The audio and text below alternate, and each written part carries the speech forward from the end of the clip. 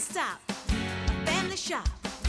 Think Thayer. Come on, let's get rolling. Come on, let's get moving. Think Thayer.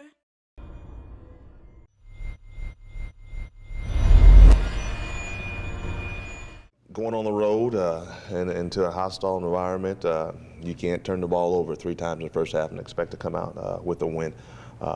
Proud of our defense and our defensive staff for the way they approached the game. Really, the last couple of weeks, they've given themselves a chance to win. Young quarterback, really, harsh on him after the game, and going back and looking at and studying the video. He's a big reason why we were still in the dang thing. So again, and just competitive and want to, be an ex-quarterback myself. So a lot of times you put a lot out on those kids, but he played well. He made, he had the one big mistake on the interception in the second half. But other than that, the one that he threw early was probably, we want questionable call there. And then, the Josh Cleveland kid on his first carry back after 3 weeks, fumbling the ball. But he's a guy that we've got to continue to get reps and continue to develop, because he had 6 carries, but he had 70-something yards. So we've got to continue to get him in the fold with Coppett, who's been consistent all year long. So it didn't work out the way we wanted it to. We got down 30-10, and they continued to fight back and really gave themselves a chance late. So we just need to continue to grow.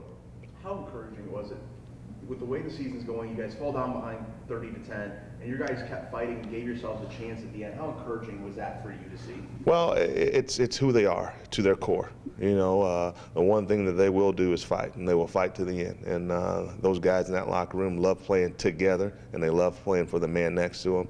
And as a coach, at times like this, that's all that you can ask for and hope for. We got 6 games left. We're midway through the season. We gotta get on a run here. When you say that you might have been a little overly hard on James after the game, could you kind of describe what you saw on film that made it a more positive view of his play? Well, I'm just, again, being an ex-quarterback, that's just kind of how it goes, man. It's always quarterback's fault, period. That's how I want him to approach this game. That's what's going to make him special, and he does have that approach about it.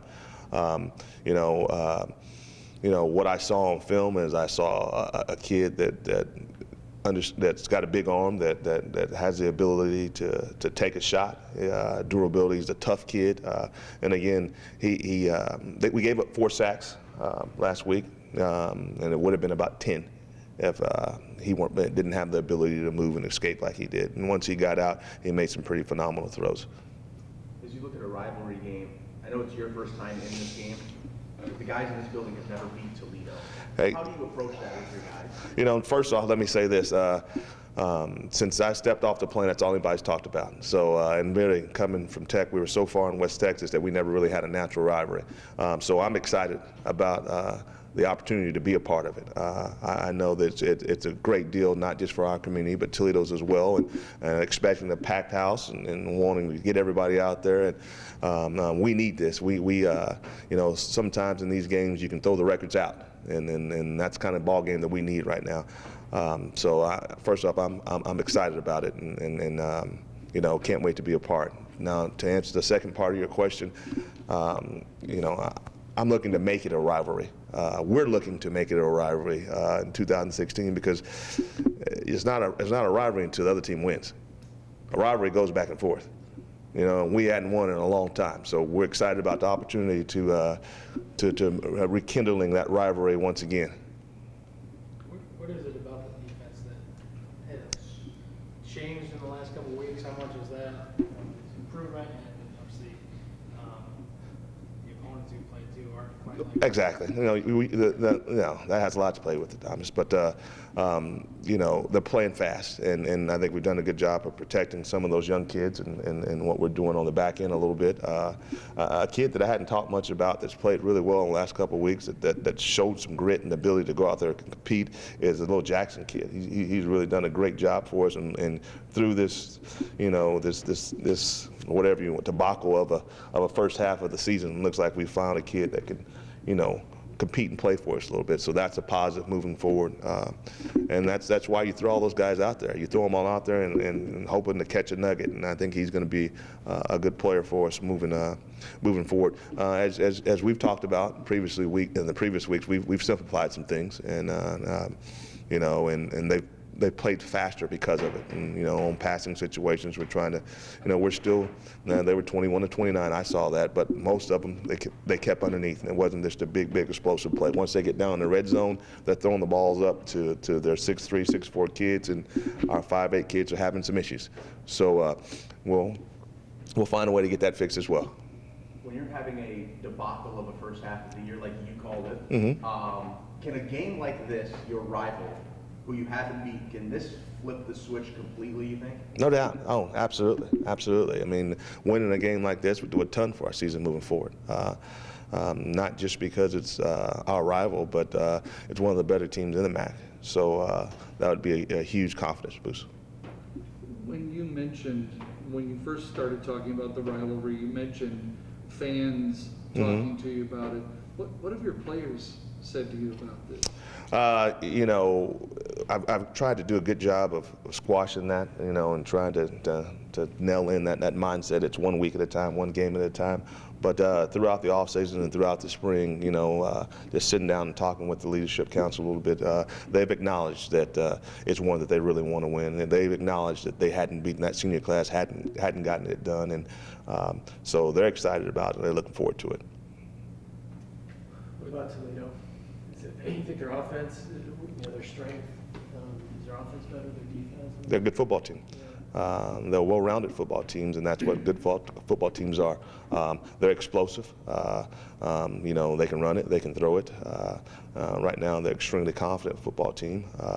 You know, their one loss is on the last play of the game to BYU on the road. So defensively, you know, last week's group was you know, that was probably holistically as a whole as good as there is in the conference. They've got about 10 guys that they roll through there, but you're talking about just the 4 starters that are out there right now for Toledo. They've got some guys that you know, are pretty good athletes down there in that front 4, and that'll be a handful for us. So they present some challenges, but you know, in a game like this, man, and we're talking about it earlier, John, I don't know if it was you or we were discussing it, but there is parity in the league, you know, and we're not that far away, and then it's just a matter of us just making some plays, and some of these guys continuing to improve on a weekly basis, and we'll be in the thick of all the games moving on out.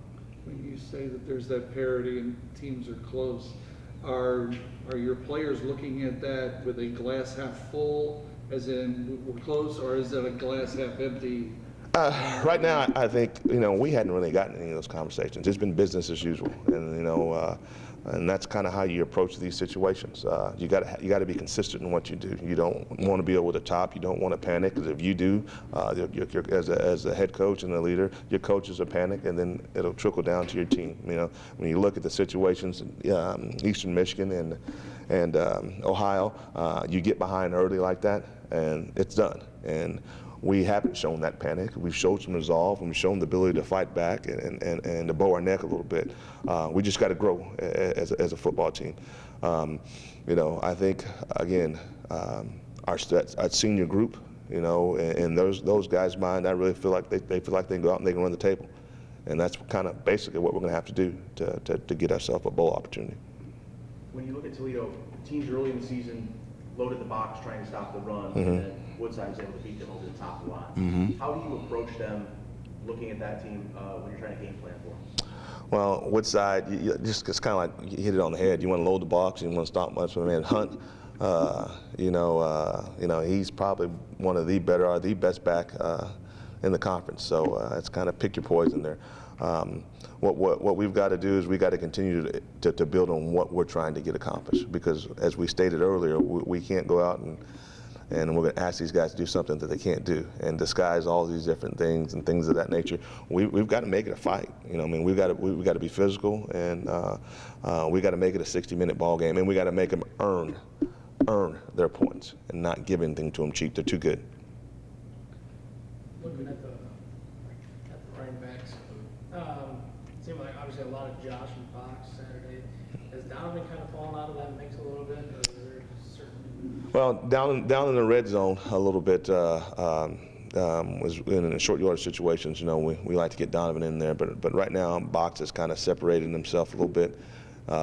Fred has kind of separated himself a little bit, and you know, kind of our go-to guy. And then right now we feel like Josh, when healthy, gives us that nice complement with him. So probably moving forward, you'll see a lot of those two guys get a bulk of the touches. The guy that's really done a nice job for us too in some of our 20 personnel situations and a fullback role has been Hondo. Hunter has come in and really early in the year Donovan was on the field in a lot of those situations as well. And right now Hunter has done a great job and he'll continue to do that for us for the rest of the year. How do you approach a rivalry game? Do you do stuff throughout the year getting set for it? Do you have special things you're putting in all year for a rival, or how do you approach those? I couldn't tell you. I hadn't really been a part of one, you know. So my approach is going to be the same as it's always been. Again, excited about it.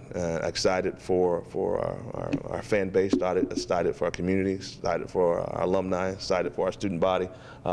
You know, it's similar to a homecoming type of situation. You know what I mean? I like a homecoming type of game. It's the one that everybody's going to come back, the one that everybody's going to be at, and I'm excited for our football team because at the end of the day, those are the type of environments that you want to be involved in. Again, hopefully, it brings us a little juice and we make a game out of it.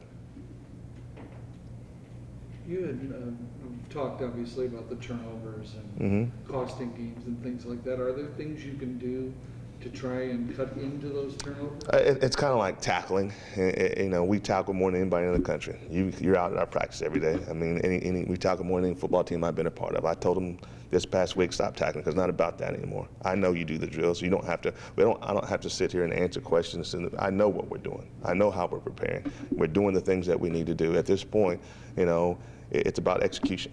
It's about execution and getting these kids to play fast. And the same thing with the turnovers. We do turnover drills every day. Every day. We talk about it every single day, you know, and you know, what you don't want to happen is it become a mental factor. Really, the backs as a whole have done a pretty good job of hanging on to the ball. You know, it was a kid's first touch in 3 weeks, you know, and that's not an excuse, but it is what it is. And then, you know, the interceptions or what have you, those are going to happen sometimes when you're playing a young quarterback. Now, we could go and we could make a philosophical change, and I could run the ball 60 times and throw it 20. I bet you doesn't do a pick. But if you throw it 46 times and 39, 40 times like we did the other night, young guy, it may happen. So those are just part of the growing pains, and as he improves, you'll see those numbers go down.